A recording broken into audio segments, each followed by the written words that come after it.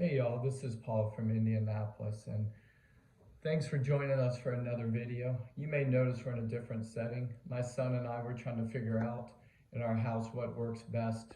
I don't have a designated card room or man cave or sports room, anything like that. Just don't have room for it, and it's also not a priority. So we're in a new setting. We'll see how this works. You may see us in a new setting next time, but we'll just see. Today I wanted to talk to you about my favorite player as a child was Rickey Henderson.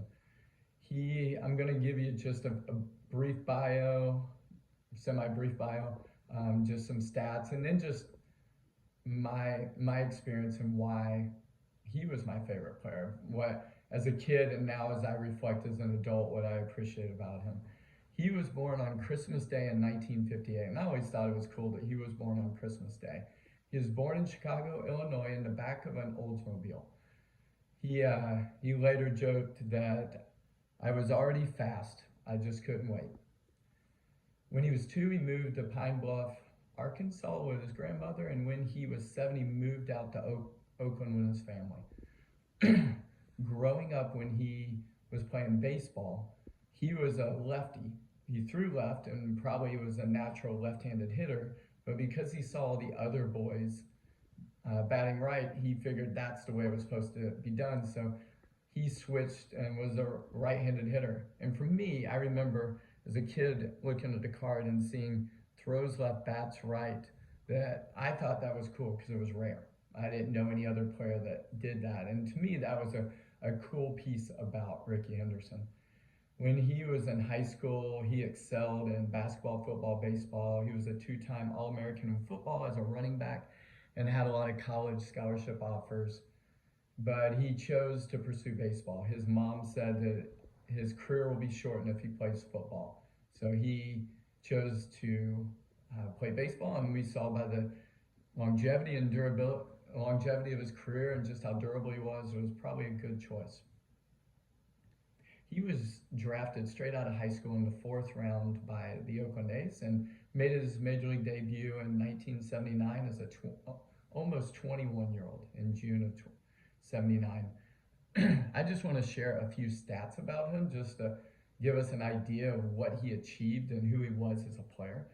He's the all-time stolen base leader with 1,406 stolen bases.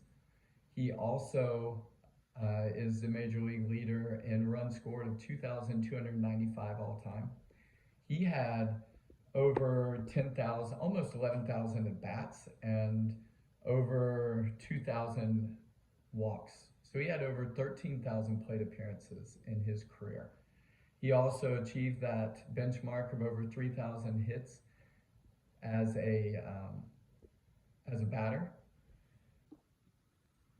Hey y'all, I forgot to mention I had a few cards of Rickey's that I wanted to share from my collection that I think are cool, my favorite images of him, and I think that represent him the best as well. This is his rookie card.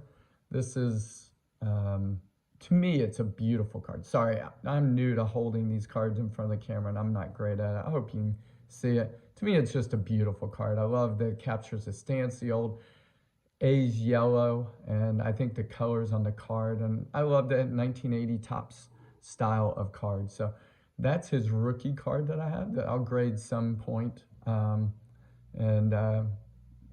I just think it's a cool card. I want to show you 2 cards from 1984 that I just love about him. The first is this 1984 Topps. To me, this is my favorite. 81 and 84 are my 2 favorite Topps sets of the pre-junk wax era. And I love the team name on the side and just how the card's set up. So this is a Rickey Henderson 1984 Topps card. And probably about equal to the 84 Topps is I love the style and look of the 84 Donruss. To me, those were just cool. I felt like those were just cool cards to have, especially the Don Mattingly growing up. And I just love that it captures his smile.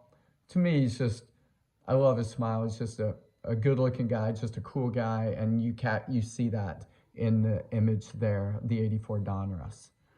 The next ones I want to move to are his stance, and these are 2 1991 cards. This is his 91 Upper Deck All-Star Game card, and just his stance, he was hunched over, and when he connected on a home run, sorry guys, I am not great at this. I'm gonna move this up, and actually, nope, that's not gonna work. There we go. I just love his hunched over stance, and when he connected on a home run, I mean, kind of like golf, and not fully, but kind of, just underhand cut, just drove through the ball. And then you get to see the backside of it. You get to see him just kind of hunched over and crunch down to connect and see the ball, and just you see his focus there and just that front leg kick. And I just love this 91 Donruss card. It's a color match before color matches were a thing. The 91 Donruss with the green border with the green of the A's uniform. And finally, for what he's known, stolen bases.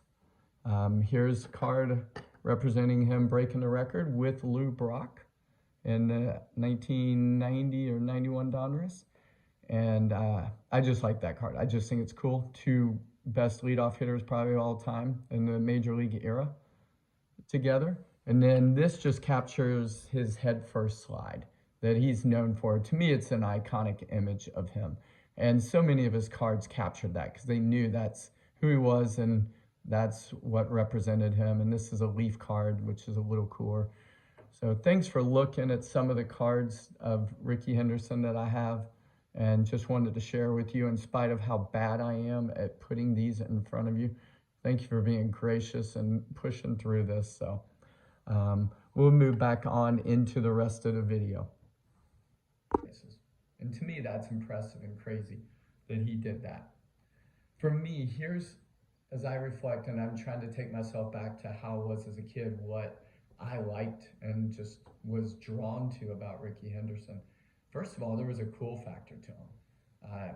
His smile, the way he carried himself, the electricity. Once he got on the base, you kind of got to the edge of your seat wondering what's he going to do, that he had that potential impact on the game.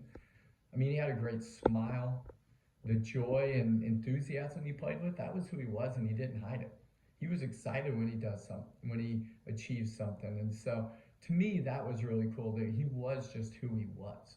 I mean, some players are more calm and stoic, and some aren't. And I think just be who you are, and that was, Rickey definitely was that way. I loved that he was fast and he stole bases, and I loved his two-handed slide, head first slide into the base, and he went just full throttle, head first in. I loved that he was a leadoff hitter, and that's something I really realized I appreciated in the players that I collected.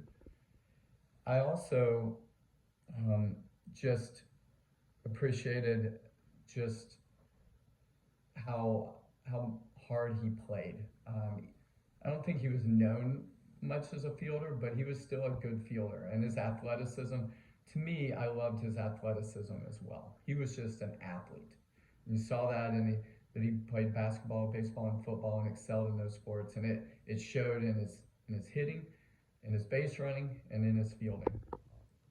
And for me now, as I think about him as an adult, to me the joy stands out. That he played with joy like a kid, like he was a kid, running around the bases, doing what he wanted to do. To me, the electricity, the joy, the excitement he brought really still stands out to me. And for me as a kid, I just got to know him as a player on the field. I didn't watch interviews or know him much off the field. And as I've learned more as an adult, that he talked about himself in the third person. And yeah, even though that's funny, I don't want to make fun of him for that. For me, I just ask myself, I'm wondering, why would someone do that? As a person, as a player.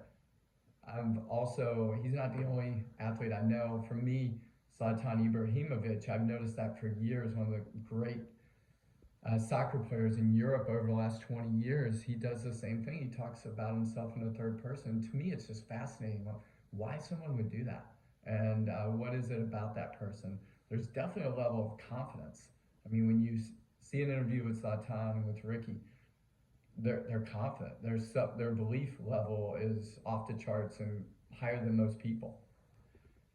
He was unique on and off the field as a person, and I just appreciate that. That's who he was.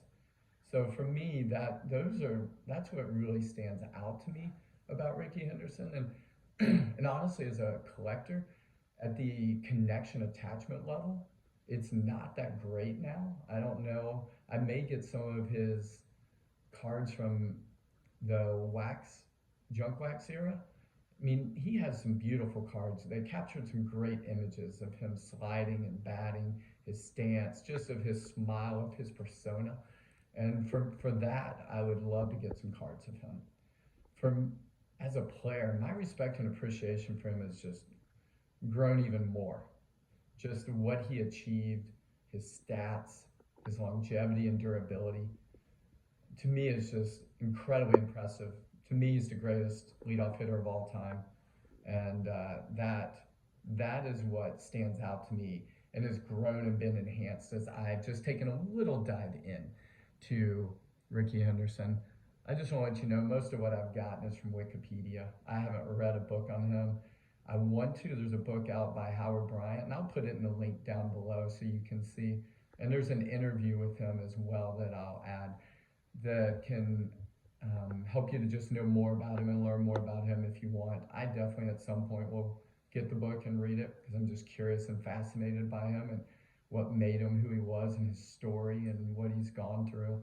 So for me, I just wanted to give you that context of Wikipedia is where I've gotten a lot of information for what it's worth. But there is a book out there if you want to learn more and know more about him. I also put down in the description just a video about his highlights if you want to just see more of who he is. I also put in, to me it's a funny video. I've laughed every time I've seen it. It's a short by Will Clark talking, and just an interview with him just talking about his interactions with Rickey Henderson. And that, to me, I've laughed, not at him, I just think it's funny. And Will Clark, I think, is just as funny in just how he tells the story. So I added that link as well. I also added a link with Zlatan Ibrahimovic, so you can just get an idea of him. Now you get to experience my dog just barking at something outside. It could be somebody walking by. So thanks for joining once again. Feel free to check out the links to get a further glimpse into who he is as a person. Until next time, thank you very much. Bye.